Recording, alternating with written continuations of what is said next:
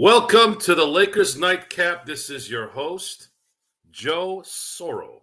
Yes, it's going to be a short one tonight, but we're going to make it good.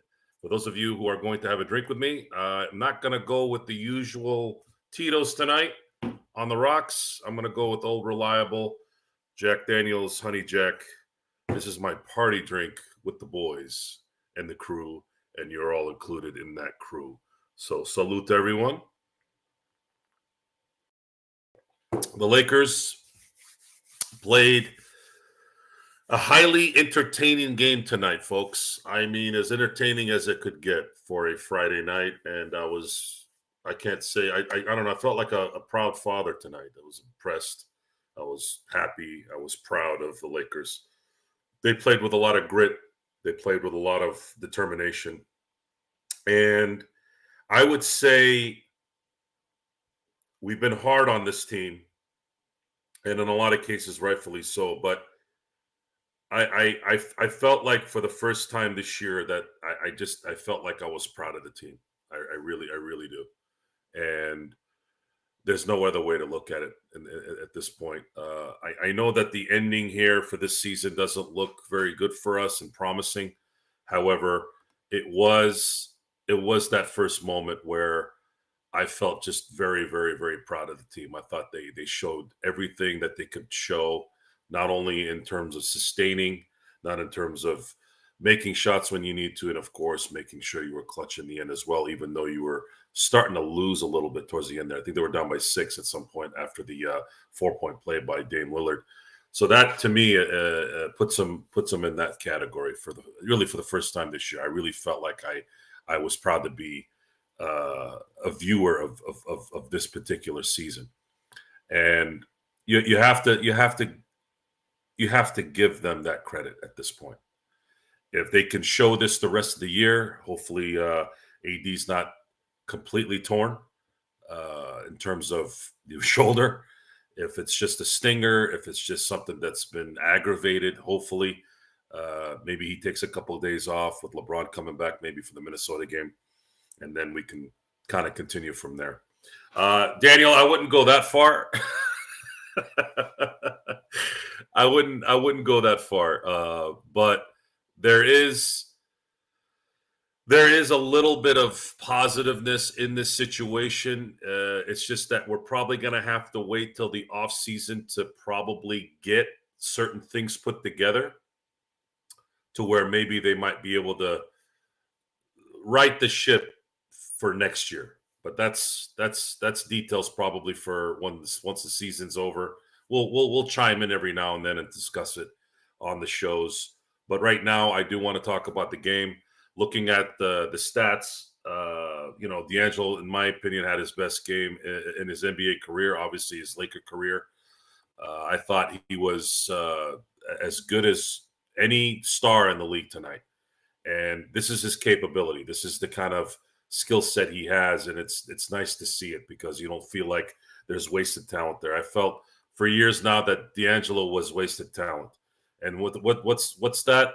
There's nothing worse than wasted talent. And he still made it to the NBA. He's still making a great living. He succeeded in life, but I always felt that this was who D'Angelo Russell could be. He could be a James Harden-like player, someone who is lethal, someone who knows how to get the spots, someone who can do a quick release, someone who can shoot a three from anywhere, someone who can shoot a three with distraction, hands up in the air, pressure on him, all that stuff. So it was a really, really, really good display of basketball by D'Angelo Russell, and we're all very proud of him. Joe Raphael asked, do we give any credit to Ham? Yes, you do give credit to Ham. I thought his rotations tonight were on point. And your players are always going to make you look better than you really are in a lot of ways. That's just because the players control the game. But it seemed like Darvin Ham pressed the right buttons tonight in playing guys a certain amount of time with certain lineups the best. So if you look at the bench, you look at, let's say, Jackson Hayes. Jackson Hayes played 17 minutes, didn't miss a shot tonight. I know he only took 2, and had 8 points. Now, that doesn't seem like a lot, but what Jackson Hayes did was he put pressure every play on the Milwaukee Buck defense. He was phenomenal in the pick and rolls, phenomenal in getting in certain positions to allow spacing for his teammates. So Jackson Hayes did a very, very good job doing what he did. Then you go to Cam Reddish. Cam Reddish is playing injured right now and played 15 minutes and scored 6 points and even hit a very, very, very important three late in the game. Taurean Prince, kind of same situation. This is kind of what we were hoping for Taurean Prince. Somewhere around 16 to 20 minutes a game. He hit a couple of threes, had 8 points, perfect in terms of having bench guys do what they're supposed to do. Dinwiddie played 34 minutes, not particularly a crazy game, but his presence allowed certain things in the game, even though his plus minus wasn't very good, which in a lot of cases the plus minus thing is actually just overblown, and it's just what it is. It's a stat that's somewhat an identifier of what that player's performance was, but not fully. But he had the block of the game. I like to call it the Pau Gasol block of the game. If you guys remember, if you're old enough, Pau Gasol used to have a habit towards the, let's say, 08, 2014 area when he was a Laker. He would always have this, and it always seemed to be Ray Allen, too. Ray Allen, he always had a thing with Ray Allen. When they would play Boston, Ray Allen would get the last shot, and Pau would block the shot. Pau had a knack of blocking the shots on those last-second shots against their opponents. So, Dinwiddie, thank you for sealing the game. And obviously doing what needed to be done on a team standpoint. Looking at everyone else, I thought everyone else did a great job. I thought Rui, even though he only scored 12 points and didn't shoot well, I thought he at least was a threat that they had to pay attention to, did well. Austin Reeves played 37 minutes, pretty efficient, was 7 of 12 from the field, hit a couple three-pointers, and scored 18 points. But this was the D'Angelo Russell show, and Anthony Davis did his best to do what Anthony Davis does for 41 minutes, and he had a double-double with 22 points and 13 rebounds, and also 5 assists. So this was a total team win from the bench to the starters to the coaching, and there's no denying that there wasn't anything weird going on. Matter of fact, the Lakers were down one big guy, and they still were able to make this work. So you got to give the Lakers props. This to me was the proudest game I've watched tonight or this year. Very, very proud of them. And it's. I don't know if it's things to come, especially with AD's situation and LeBron's ankle. But for tonight, they obviously did the job. Jay, I wouldn't say it was Doc Rivers' choke job. I don't think Doc Rivers did anything wrong. I thought he put them in a position to win, and they just couldn't stop D'Angelo Russell. They were up 6, and you gotta stay in front of those guys, man. You gotta stay in front of them. This is a shot-making league. It's a shot-making league, and sometimes even with the best defense, you can't stop these guys from scoring. Gerald, are you going to come on for the next 20 minutes? Is John going to come on? Where are we here? Let's see what other questions we have here. Yeah, D'Lo hit 9. I don't know if has he ever hit 9 3-pointers in a game? I don't think so. Gasol, block of the game. That's the greatest call for me this season. Let's go. Like button looks like this. For those of you who came in late, I have a Honey Jack and Pepsi mix with bullet ice. Ah, smooth. John just ordered another D'Lo fathead for this. That's a good one. Yeah, Jay, and that's been a problem for the Lakers. Once there's an extended lead towards the end of the game, the Lakers usually fold, and they didn't fold here. This time they said, "F this, we're not going to lose this game," and they came through, and that's the part that I was very proud of. I was very, very proud of them. It was Rui hitting that 3 after missing those 2 wide open threes before. D'Angelo hitting a 3, hitting that runner when it mattered. It was very, very reminiscent of what we were used to as Laker fans. End of the game performance, end of the game execution. And they were able to do that and execute the Bucks tonight without LeBron James. My thoughts on Sunday are going to depend on who's available. If AD somehow finds his way to play on Sunday and so does LeBron, I feel pretty comfortable that the Lakers are going to be competitive and could win the game. If one is down, let's say if AD is down and LeBron is playing, I still feel a little confident, but it's going to be a little tough because Minnesota plays good defense. Gobert is, I guess, the leading defensive player of the year candidate at this point, from what I'm hearing. And then you have Anthony Edwards, who's playing out of his mind. Cat's not playing, obviously, for the next month or so, but there's enough depth there for where they can still be effective. Joe, did I hear bullet bourbon ice? No. It's just, you know that ice that you get at AMPM, the little bullets? The drink is Honey Jack whiskey. Yeah, see, Xbox, that's the thing with Anthony Edwards. I keep getting told that Anthony Edwards is this next megastar, right? And you see him have these amazing plays like blocking a shot to win the game with his head hitting the backboard and all this.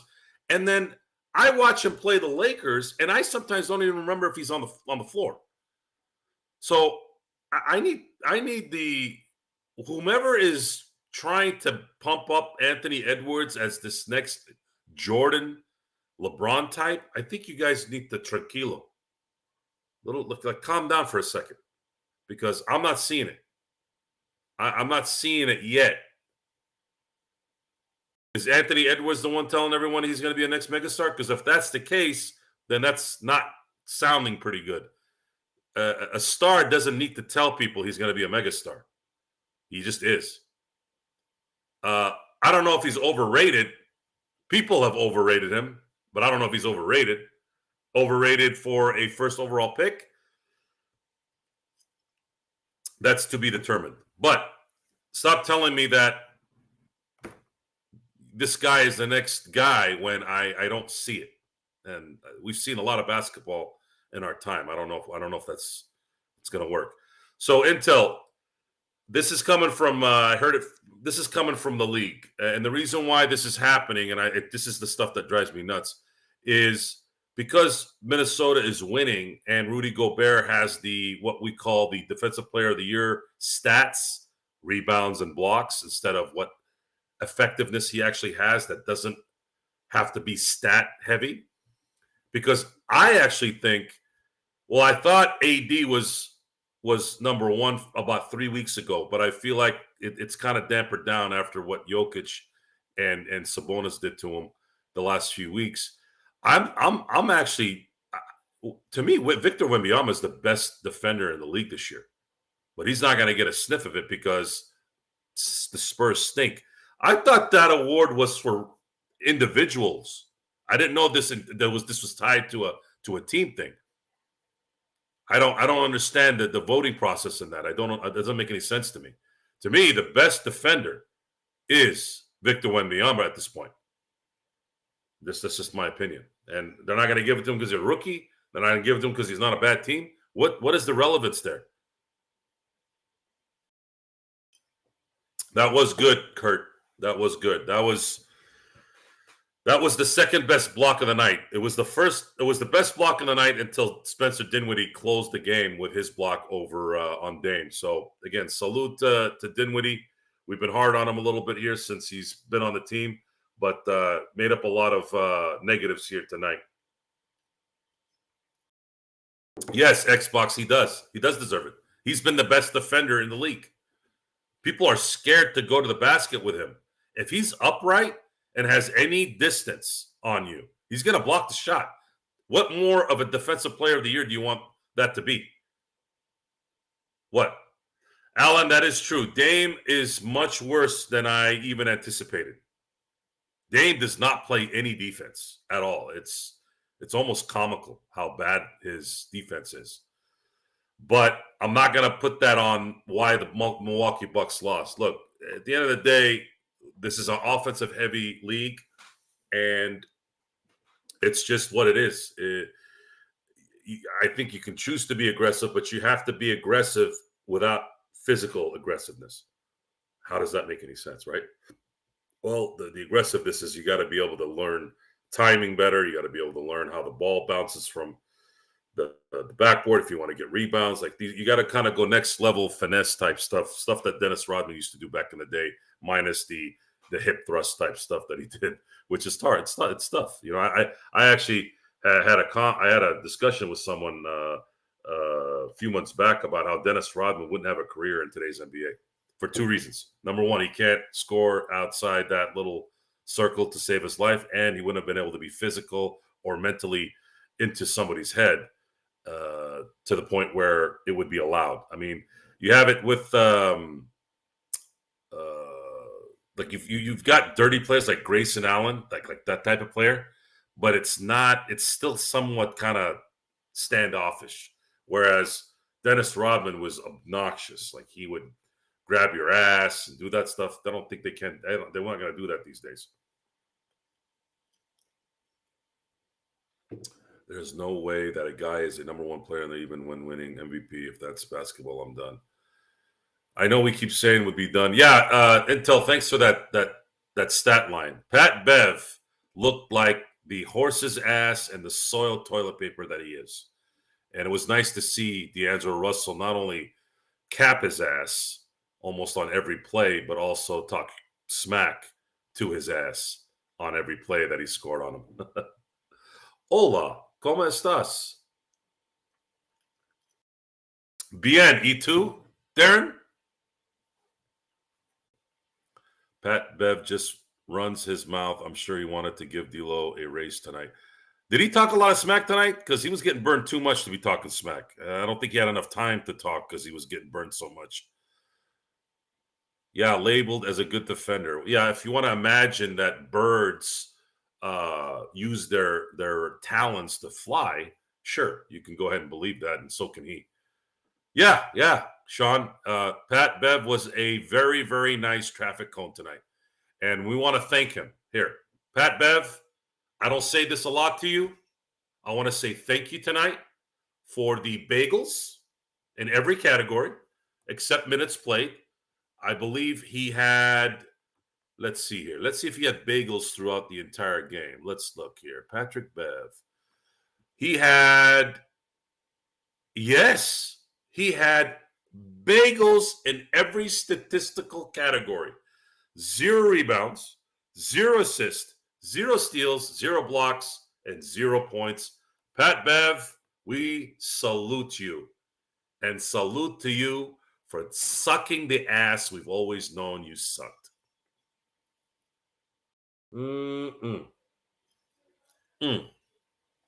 I took a deep drink on that one. Who won what, Darren? Are you talking about the game? Did you come in late? Is letting Drew Holiday go the worst choice this year than him going to the Celtics? No. The Milwaukee Bucks needed a second guy that could relieve Giannis of his scoring duties, and it was something they had to do. And I think a lot of it too had to do with keeping Giannis. I think Giannis has been hinting lately about him being unhappy in Milwaukee. So by bringing in Dame, I think that was more about Giannis, pleasing Giannis and letting Giannis know that they're very, very determined to win championships. Yeah, he was, Jay. He really was. And I'm thinking that it's a great trade. There's still the second seed in the East. So it's just a matter of we got to wait till the end of the season to determine if this was the right deal. And maybe they need another year together. Maybe they need to figure out if they want a different coach, a better coach. If Doc Rivers isn't the coach that they want, the experiment with Adrian Griffin was debilitating in a lot of ways. I don't know if you can sometimes recover from that. There have been teams that have gotten new coaches and gone and continue to win. Lakers have been good at doing that. Obviously, the Miami Heat did that in 2006.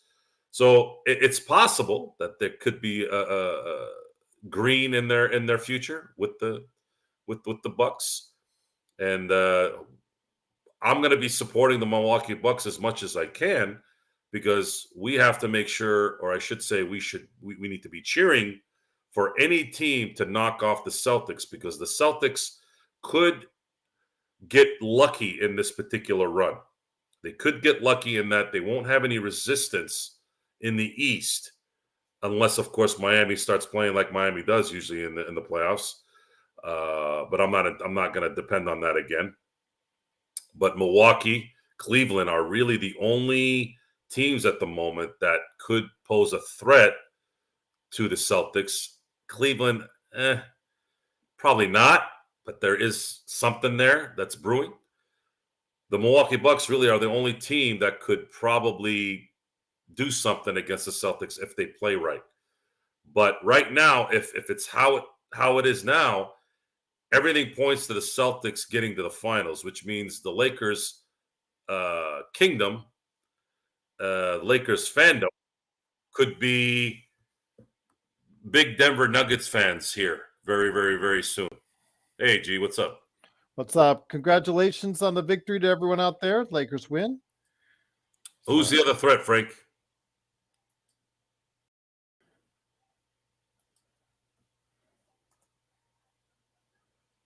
Brown left hand. There's a statistic that Jason Tatum has that's not good. It's late in games. His three-point shot dips to like 32%. So let me ask you this, Joe. Do you have a sec on this? I want to Sure. ask your thoughts. We didn't talk about it too much during the game. You were kind of unusually polite about it until you and I were trying to rip each other on air with our usual stick. Oh yeah. The picture that Laker Nick sent us in regards to LeBron James kicking back and kicking it with Jeannie Buss and Linda Rampus. Your thoughts on that, my friend?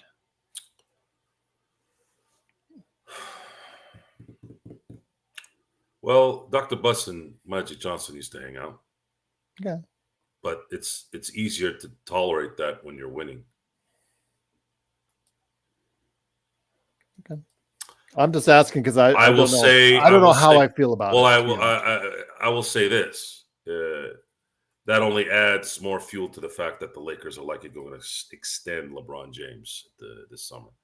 And what they're going to do is they're going to promise LeBron that they're going to go get a third star. Now, what they're going to try to do is they're going to try to get a third star, possibly without giving up D'Angelo Russell should he continue to play the way he's playing. That means Rui. That means Austin Reeves are going to be packaged with draft picks to see if they can go find someone else. So be prepared for that. I didn't want to get into this now. Okay. I had teased it a little bit at the beginning of the show. Okay. Because I think that could go on for another 2 hours, and I have a little bit of a time constraint tonight, folks.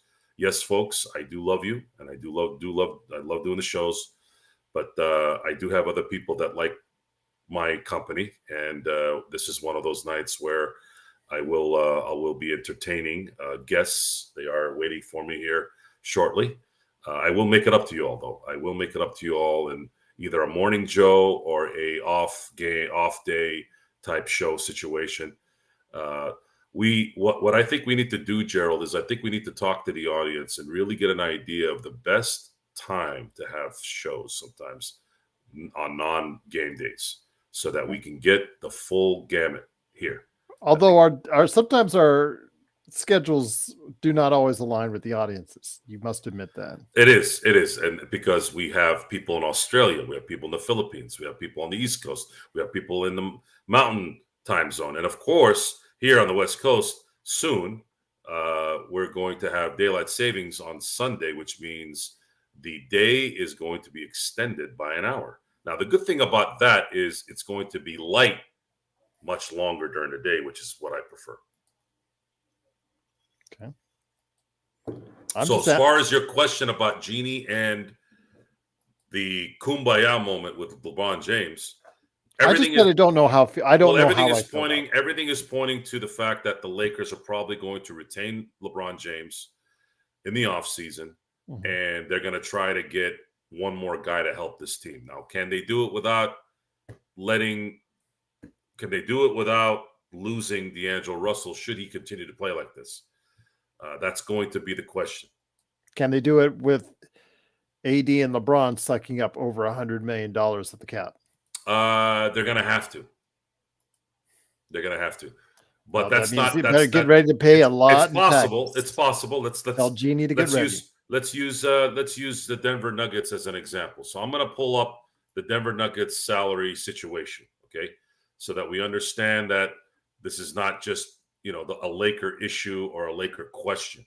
So the Denver Nuggets, the current NBA champions right now, are paying Jokic $47 million this year. Jamal Murray just under $34 million. Michael Porter Jr. $33 million. Aaron Gordon $22 million, and Kentavious Caldwell-Pope $14 million. That's their top 5 salaries for this particular team, and they seem to be playing pretty well. So if you're going to pay AD and LeBron top money, and then you're going to probably sign D'Angelo to let's say a 4-year, $20 million a year contract, let's say, just throw that out there. And then you could package some players like Austin, Rui, some draft picks, maybe have a third team involved, and get I'm not saying this is a trade. I'm just using his name as reference. Get someone like, let's say, a Trae Young. Now you go into next season with 4 guys instead of what used to be 2 guys that would be integral parts of this particular game. That's what we are likely to see this summer. No matter what, we said this last summer, no matter what, this team has to have a player that can spell LeBron James if you are to extend him. You have to. And you have to somehow find a backup center that's very, very, very effective so that AD doesn't have to worry about coming back in too early every second and fourth quarter. Okay. So if you can handle that and LeBron stays relatively healthy and AD continues to play the way AD plays, he's going to turn 31 this month. He's still young, still has 3 or 4 years left, I believe. Let's, that's the positiveness, I guess, that we're looking at. Sure. But still, again, much work to be done. Maybe I was saying this during this telecast before you got in here. This was the best game of the year for me in terms of being proud of the team. I was very proud of this team. You saw everything in this game that you wanted to see in this team. You saw grit. You saw clutch shooting. You saw people playing hard, game in, game out, minute by minute. Mistakes made. They made it up with something else. AD playing with one arm. You're down 6 late. Usually you fold. You didn't. Came back and won. And you hit a clutch shot. And even Darvin Ham did an excellent job with his rotations tonight. Your bench guys were effective. 8, 8, and 6. Not a lot of points, but they were there covering the starters' rear ends. Even Spencer Dinwiddie, even though his numbers weren't anywhere near what we needed, was there playing as a leader and, of course, made one of the crucial plays in the game to finish it off. I am very, very, very happy and very proud of the team. Proud is the only word that's coming to mind at this point of this team. I was very, very proud of them tonight. And there's no denying anything in terms of this game on that. They were beautiful. They played beautiful basketball. And so did Milwaukee. It was the NBA won tonight when it came to this game. This is what I want to see. If we saw this all the time, and I thought the refs even did well, I thought that play with Giannis, I thought that whole sequence was played as best as you could. Even that was decided the right way. How can you make a determination that little hand thing didn't make Giannis do what he did? So what they did was they said, look, we're gonna overturn the call, but it's still gonna be Milwaukee's ball. And they got the ball back, and then, of course, Giannis scored, but then the Lakers answered. So it was very It's just I'm just happy. I'm just happy. I can honestly say I know winning is everything, and I know championships are everything, but our gripe this year has been that their focus hasn't been there. We're spending all this time watching these guys play. We're watching a lot of our time go away watching these guys play and making a living that only people can dream of. And when they play like this, it makes it worth it. It makes it worth it to get away from guests and talk about it. It makes it worth spending 5.5 hours during game day and talking about it. Because in the end, I'm a sports guy. I love sports. I love competition. And I want to keep it at that. I don't want to listen to nonsense. I don't want to listen to, well, what's going on over here with this person's outside life, whatever. I want to focus on, I know the general public who love celebrity and love jerk offs and all that stuff. Me, I'm not like that. I don't care. I care about the game. I care about my team. I love the Lakers. The Lakers have given us a lot. It's why it's hard to get away. We can't be that disrespectful in a lot of ways, even though we are, because this team has given us 6 championships this century. And the century is only 24 years old. There is something to say about that. However, just like family members, just like friends, sometimes you'll go a little overboard. Sometimes you got to lay down the truth.